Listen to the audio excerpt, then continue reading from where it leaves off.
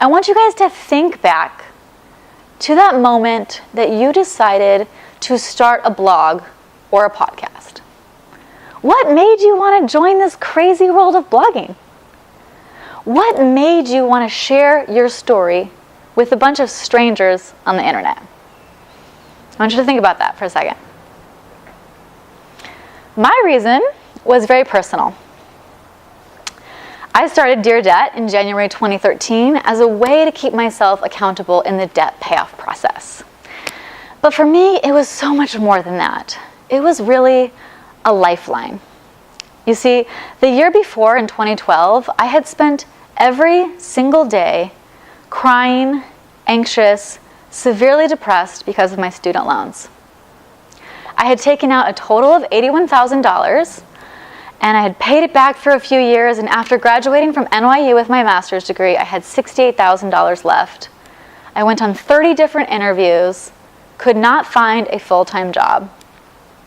I left New York because I couldn't afford to live there anymore, and went to Portland, Oregon, where I could only find temp work. So for a year and a half, I went from temp job to temp job, making $10 to $12 an hour with a master's degree. At one point, I was even on food stamps. And for me, this was so low because I thought I would never be in that position. And so my blog was really kind of this culmination of me spending a whole kind of lost year of 2012 of like, I'm so depressed, I feel so ashamed, I feel so guilty I went to this fancy private school. I don't know how I'm going to pay off this debt. I feel like I will never pay off this debt. I don't know what I'm going to do. So at the end of 2012, I was on the internet and I discovered personal finance blogs. And I fell down a rabbit hole. Pretty sure I found your blog, probably, Moneyning. I'm sure yours was one of them. I was starting to read all of these stories of people who paid off debt. And I thought, there are real people out there who paid off debt? I didn't know anyone in my real life who had ever paid off debt. And so I thought, if they could do it, maybe I could too. But really, I felt like there was a piece of the puzzle that was missing. I felt like no one was talking about the emotional relationship to money. No one was talking about the mental health effects of debt. And so I created Dear Debt out of all of this depression and anxiety and frustration. I wanted to channel this energy that was quite literally eating me alive and channel it into something productive, into something creative. So I started Dear Debt. The name is based off the concept of Dear John. So, you rewrite Dear John letters as a way to break up with whoever. I wrote, Dear Debt letters. So we wrote breakup letters to debt. I invited other people in the community to write breakup letters to debt as well. Every single month, I would post my debt repayment progress. And I created this community of debt fighters who are cheering me on, who are also told me that I feel depressed about my student loans too. I feel trapped because of my credit card debt. And I created this little community of people who were cheering each other on, who admitted that they also were struggling too. And it was for the first time in a long time I felt like I wasn't alone. So in a way, the blog literally saved my life.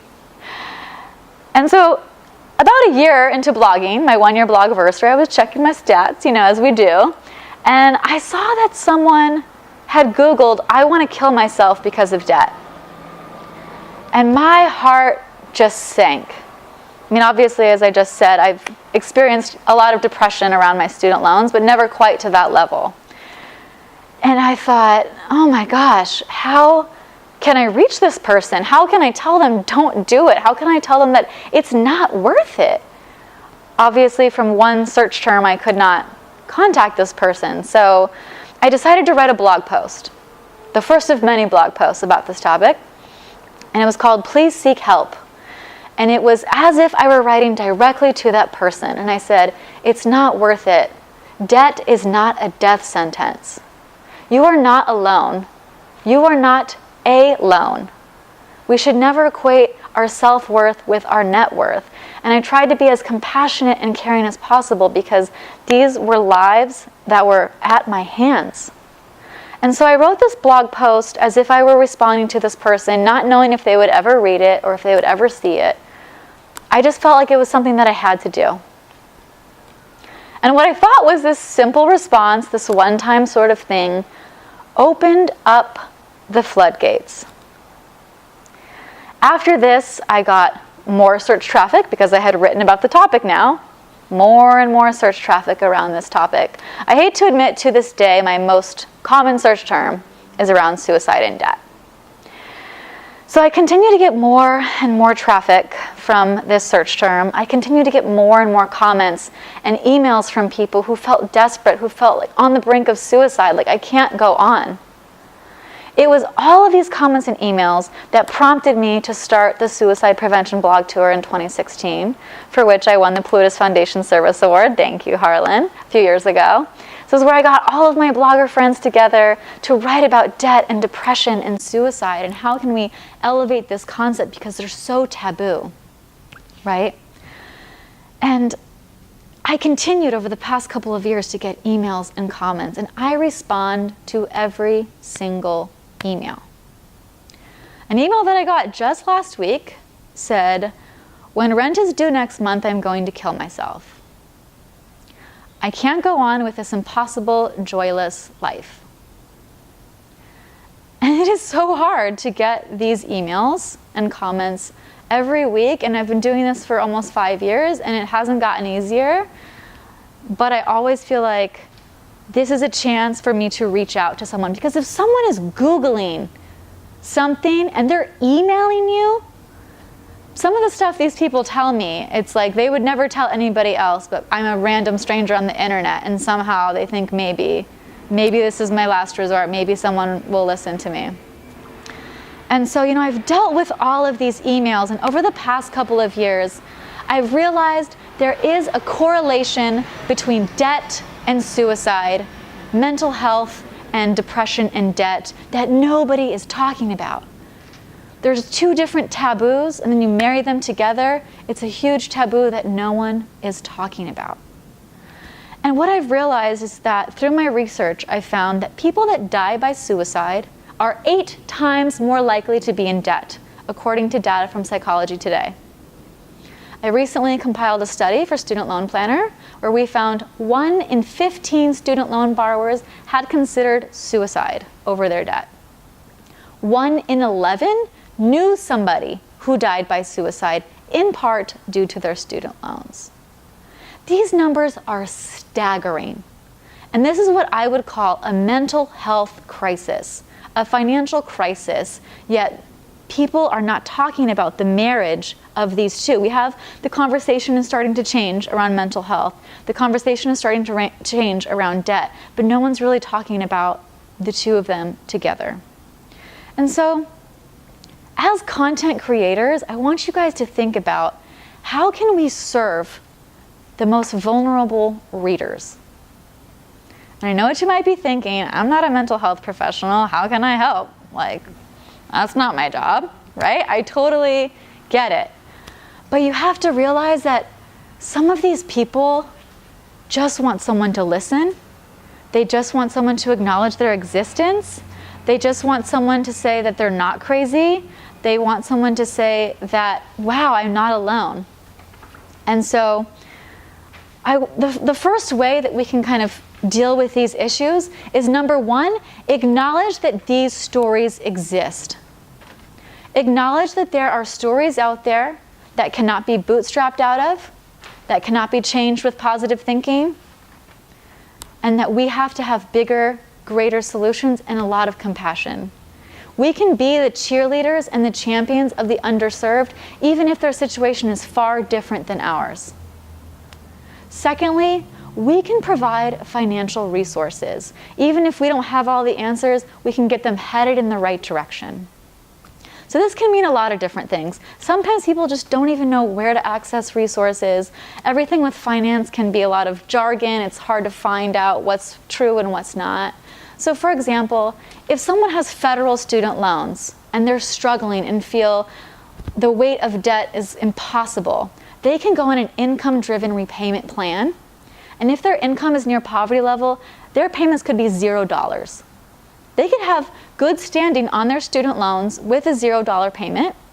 And if they pay that for 20 to 25 years, whatever that ends up being, they can get their student loans forgiven eventually.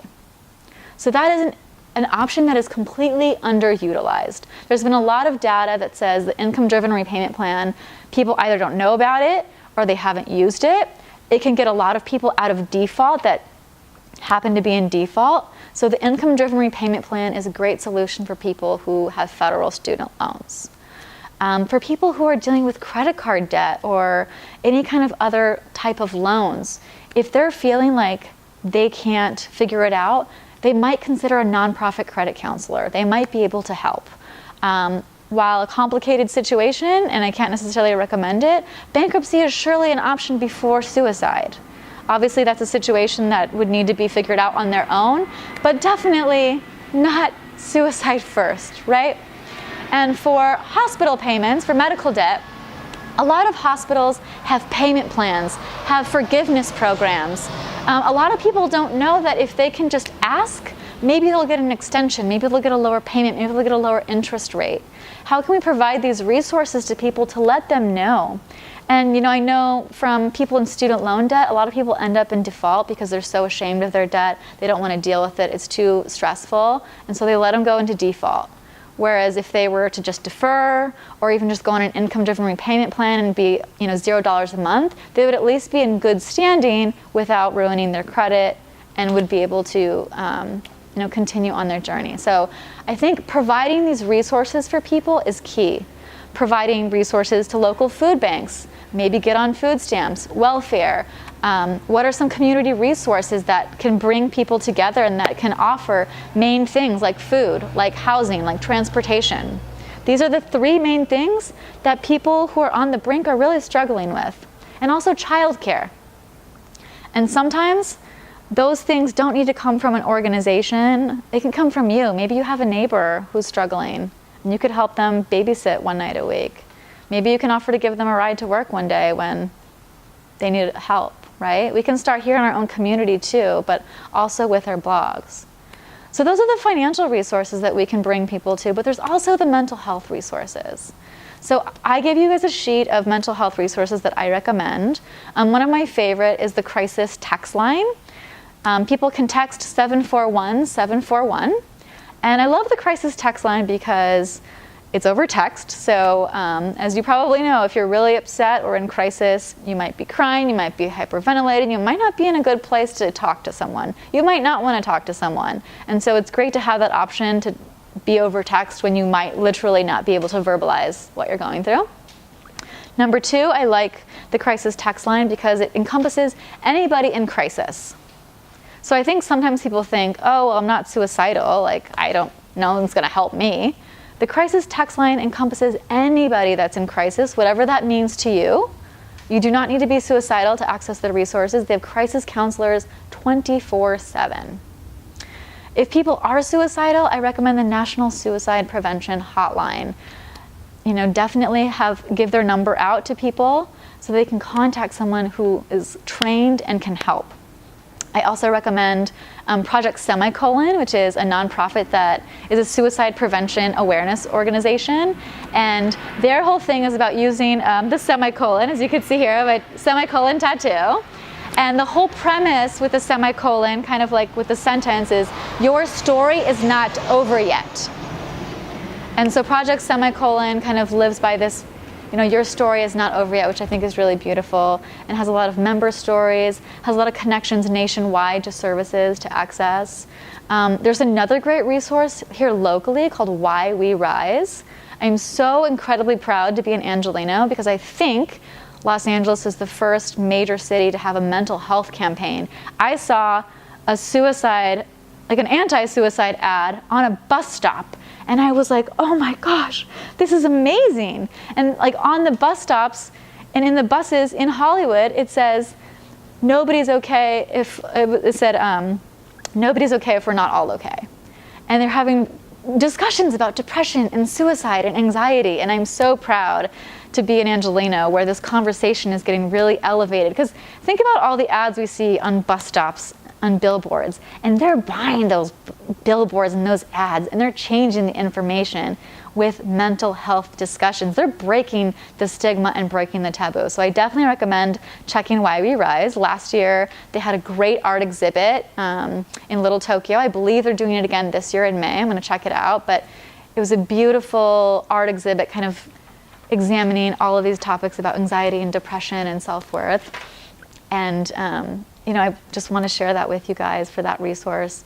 And, I want you guys to look at those resources, share them at your leisure, and really kind of offer these things to people, and just to let you know that there are financial resources and mental health resources out there, and that you don't have to be an expert to feel like you can talk to someone or help someone. I know maybe if you receive a desperate email, you're like, oh, I don't want to touch that. I don't know how to deal with it. Delete and pretend it didn't happen.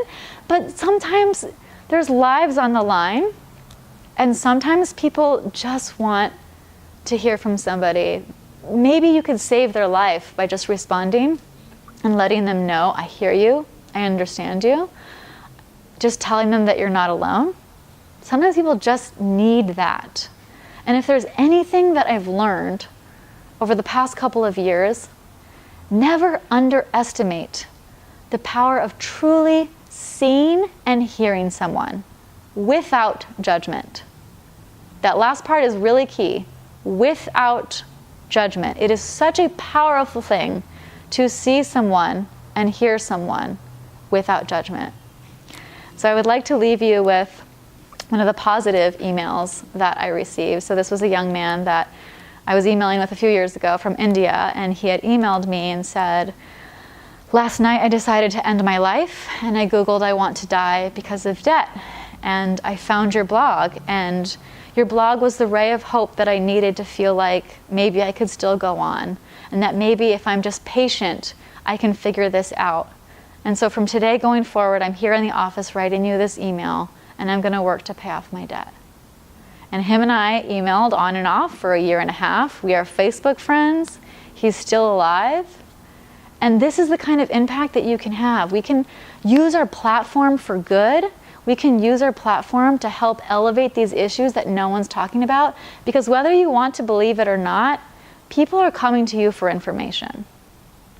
And you can use that wisely or not. But if we have that power, I think we should have that responsibility to offer this to our community. So thank you.